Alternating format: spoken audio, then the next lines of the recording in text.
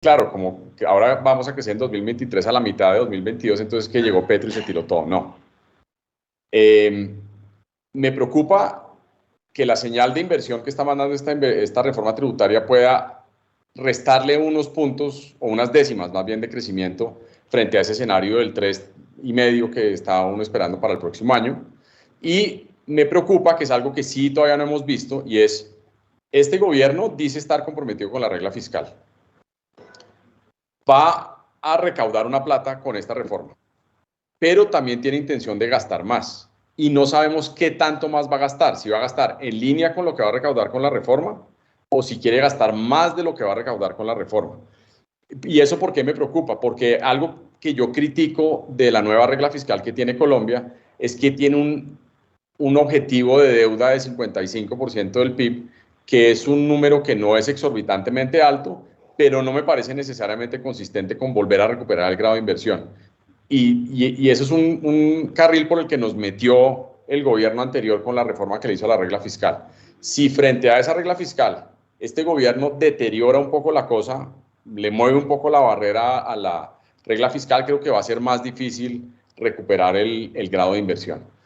La preocupación que uno tiene, y pasados 10 días no tenemos ninguna evidencia sólida que lo respalde, no es tanto lo macro, y en eso yo estoy de acuerdo con usted. Yo creo que Colombia va a tener en este año y el próximo año, y probablemente el próximo, va a tener un trasegar que va a ser de relativa normalidad. Aquí la institucionalidad protege muchas cosas, nosotros somos hipergradualistas, pero algo que sí preocupa es que este gobierno, tratando de ajustar demasiado las cosas micro, termine dañando las cosas macro hacia adelante. Y eso es algo que no veremos ni en 2022, ni en 2023, y no sé si en 2024. Probablemente en 2025 y 2026 sí.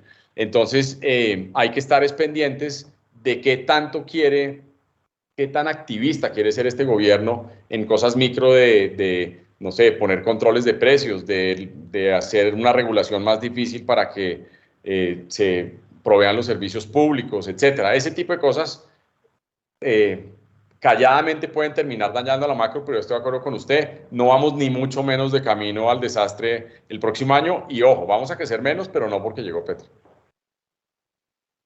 Súper, Andrés, pues no, muchísimas gracias, muy claro. Yo quisiese continuar con una pregunta, pues, siguiendo por esta línea del tema macro y ya yéndonos a una variable puntual hacia la inflación.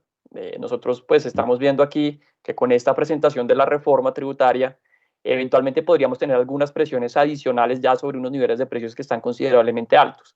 Nosotros estamos viendo que la inflación probablemente el siguiente año va a corregir, eso también es la tendencia que entendemos ustedes están pronosticando de cara al 2023.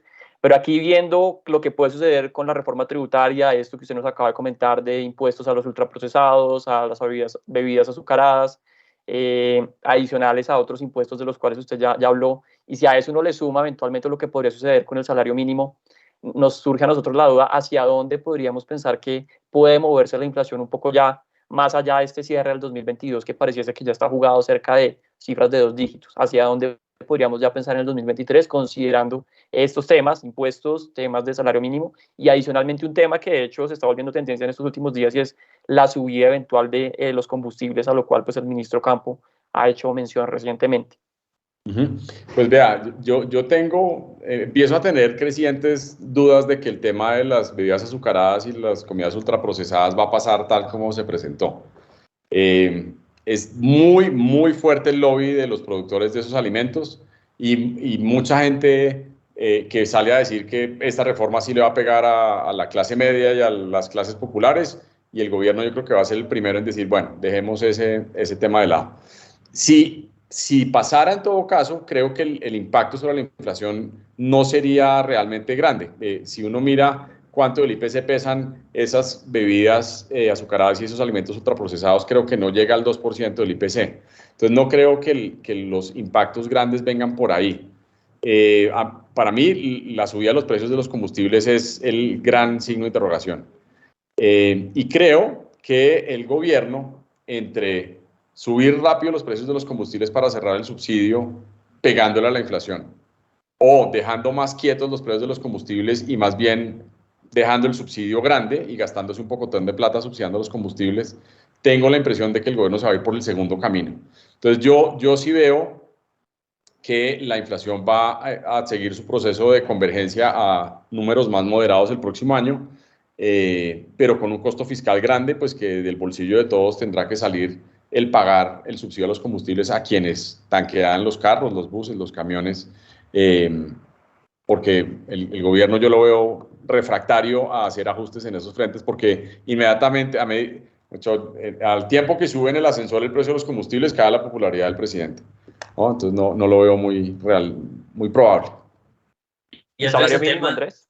Sí, eso iba a decirlo yo. En el salario mínimo, nosotros hemos visto episodios como el de AMLO en México en el 17, 18 y 19 tal vez, y Lula en su momento en el 2002, entraron muy duro con salarios mínimos de 17 y 20%, pero hubo otras fuerzas en el momento que no terminaron generando inflación. De hecho, la inflación cayó bastante. ¿Tiene en la cabeza usted si un número, si se pudiera votar, que es rarísimo, cuál va a ser el salario mínimo? Si me lo preguntan, yo sé que también estoy metiéndole un montón de hígado porque ni idea. Ajá. ¿Y qué piensa si eso puede afectar la inflación? O sea, más bien como un reflejo de algo que viene atrás y no lo puede afectar tanto. Pues vea, se me había olvidado tocar ese tema que ya lo había mencionado David. Lo primero es que ya el último aumento del salario mínimo del gobierno Duque fue realmente generoso. Es decir, ahí el mismo gobierno saliente puso un umbral bastante alto. ¿Qué va a pasar este año, creo yo? Primero que la inflación del grupo de ingresos bajos va a ser como el piso del aumento. Que si la inflación total termina por allá en, no sé, 9 algo o 10, probablemente la de personas de ingresos bajos termine por encima de 11%. Y un aumento, digamos, por encima de inflación de 3 puntos o 4 puntos yo no lo considero loco, entonces podríamos estar hablando de aumentos del 15% en el salario mínimo, que en ninguna medida ayudan a que la inflación baje más rápido, seguro, tienen un costo fiscal enorme, etcétera, pero como usted mencionaba, va a haber otras fuerzas que van a jalar la inflación hacia abajo. Ahorita tenemos una inflación de alimentos del 20 y pico %. En el mundo entero la inflación está empezando a perder impulso. Veremos si eso continúa, pero muy probablemente tengamos inflaciones de alimentos el próximo año sustancialmente más bajas, que eso puede ayudar a que el tema baje un poco. Entonces, creo que habrá fuerzas jugando en sentido contrario, pero el salario mínimo va a ser generoso. No vería por qué el gobierno Petro va a aumentar menos que lo que subió el gobierno Duque. Por encima de la inflación, quiero decir. Sí, sí. El tema mineroenergético está muy hablado, ¿no? Todo el mundo ya ha dado sus opiniones. Sí. Entonces, digamos que es como más una pregunta de si hay algo más que usted piensa que se puede agregar. Nosotros hemos estado discutiendo mucho y de repente, bueno, más como también desde el punto de vista también de su sombrero de empresario, hemos imaginado a veces un mundo en que de pronto no sé, a Ecopetrol, por decirlo así, le puede ir bien, porque al final de cuentas eso, lo que van a hacer van a producir, y si les toca producir en otro lado, producirán y lo manejarán. Pero claro, el problema de Colombia es el hueco enorme de divisas que eventualmente se puede generar. ¿Qué más, digamos, algo acerca de eso? ¿Usted piensa que finalmente se va a permitir exploración o no? ¿O piensa que realmente el gobierno va a estar muy fijo en eso, dado que ya se casó tanto con esa opinión, que desde nuestro punto de vista es como la exploración es algo también, vuelvo a insistir en ese tema de qué es lo que se ve, lo que es observable y lo que no es observable? O sea, se le puede quitar exploración y de pronto no se observa en los próximos 3 o 4 años, porque eso es algo que tiene efecto a lo largo plazo. ¿Usted cree que se quedan con esa medida, pero no sabe que sí en el largo plazo lo afecta? Pues véale, desafortunadamente le voy a dar una respuesta un poco tibia, Felipe, porque creo que dentro del gobierno esa discusión está viva y no hay una decisión tomada. Yo creo que hay una parte del gobierno, que yo diría tal vez es la ministra de Minas y la ministra de Ambiente, que abogan por una transición mucho más acelerada, que no implica no solo firmar nuevos contratos de exploración, sino la NH tiene la potestad de ponerle palos en la rueda a los contratos que ya están andando. Cualquier incumplimiento se puede volver un tema grave, multas, etc. Pero yo creo que por el otro lado, retomando algo que mencioné en la presentación, José Antonio Campo opera como una especie de polo a tierra, y yo creo que una de las primeras cosas que me imagino le debió decir Ocampo al presidente Petro es, vea toda la plata, no solo que el país está jugando por salirse rápido del petróleo eventualmente, sino vea toda la plata que fiscalmente usted podría sacrificar, que le podría servir para su programa de gasto, para todo ese cinturón pobre de Colombia al que usted estaría renunciando si sale el petróleo demasiado rápido. Entonces, ¿dónde va a quedar el equilibrio entre esas dos fuerzas al interior del gobierno? No es del todo claro para mí, pero si la historia, que no tiene por qué repetirse, sirve, el ministro de Hacienda tiene un peso muy grande en las decisiones. Y cuando al presidente le dicen se le va a acabar la plata, no hay presidente que no diga, uy, un momentico, un momentico, un momentico. Entonces, creo que lo que vamos a ver es algo que Colombia va a vivir, que es esta transición de alejarse del petróleo, probablemente más rápida que si hubiera habido otro presidente, pero tampoco creo que vaya a pasar que en 2026 pues ya no haya ni una gota de petróleo, ni una pepa de carbón que sacar, ni una onza de oro que sacar de Colombia. Claro que no. Eso es un tema que paulatinamente se va a marchitar, y este gobierno probablemente está acelerando la pendiente, pero Ocampo es una fuerza muy importante para contener ese proceso. Andrés, yo aquí voy a abusar un poquito de su tiempo. Yo sé que ya son las 4 de la tarde y si nos podemos extender un par de minutos más con un par de preguntas adicionales. Yo quiero volver sobre el tema macro. Ya hablábamos un poco de inflación y aquí quiero hablar un poco sobre crecimiento. Y las preguntas, sí, digamos que son dos puntuales. ¿Cuál podría ser el efecto puntual de esta reapertura de la frontera con Venezuela, esta reapertura a través del comercio con Venezuela, hacia dónde nos podría llevar en términos de crecimiento, PIB potencial, de nuevo una variable no observable, y adicionalmente el efecto de esta reforma tributaria sobre el crecimiento también, porque nos dicen en la reforma, oiga, esto eventualmente va a mejorar el Gini, va a mejorar la pobreza, pero no nos dicen cómo eventualmente gravar al consumo, gravar en general, más bien al consumo privado y a las empresas, pues eventualmente eso cómo puede afectar también el crecimiento en mediano y largo plazo. Cómo esas dos variables, Venezuela y tributaria, nos pueden afectar el crecimiento de Colombia. Bueno, pues empiezo por la parte de complemento con Venezuela. Los propósitos redistributivos de la reforma son muy loables, y creo que a nadie se le escapa lo inequitativo que es este país, y creo que el énfasis que está poniendo este gobierno en tratar de cerrar esas brechas con la población que está más alejada, pues más que bienvenidos.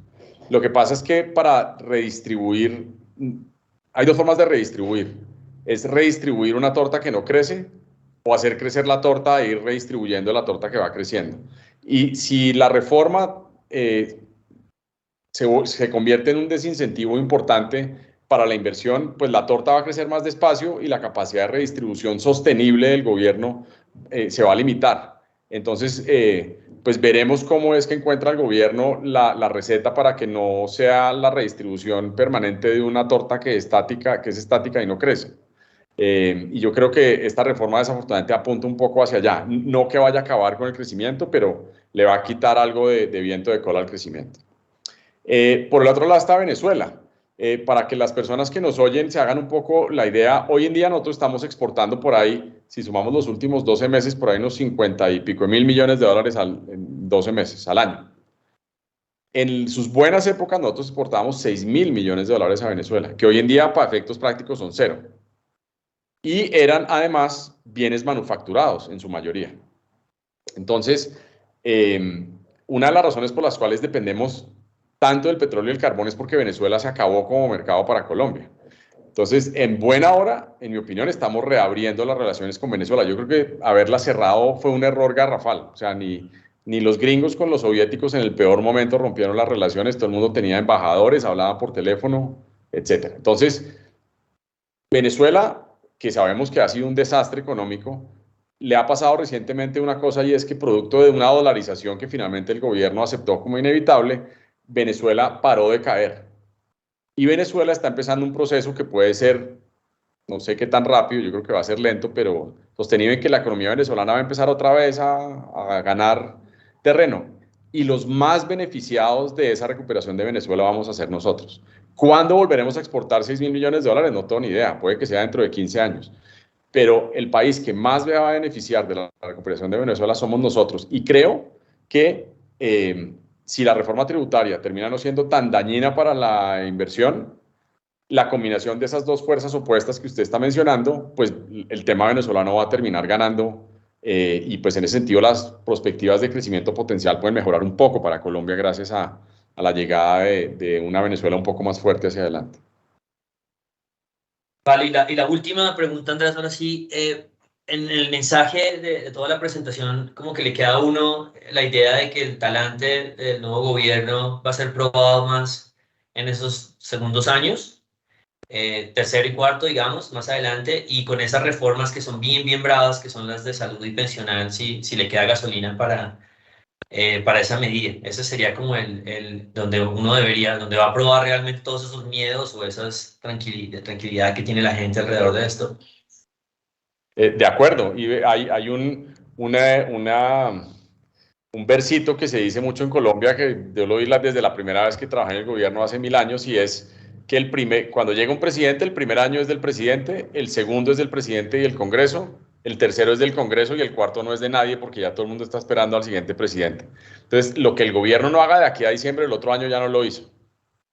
Y la salud y las pensiones, por última vez se reformaron en Colombia en el 93. Desde el 93 ha habido N reformas tributarias, N. ¿Por qué hay N reformas tributarias y solo una reforma de pensiones y una de salud? Porque son contratos mucho más profundos y difíciles de cambiar. Y yo me temo que no le va a alcanzar la gasolina o el viento al gobierno Petro para hacer esos cambios tan profundos que quiere hacer en el sistema de salud, sobre todo en pensiones. Alguna cosa podrá hacer, pero creo que en salud la cosa está más difícil. Entonces creo que no veremos las reformas extremas que los profetas de desastres están diciendo que van a llegar. Bueno, no, muy bien. Andrés, muchísimas gracias. Otra vez, 3 veces gracias por acompañarnos. Una presentación súper buena, la verdad, a nosotros mismos nos ayuda un montón y espero que a la gente que nos acompañó, a las casi 400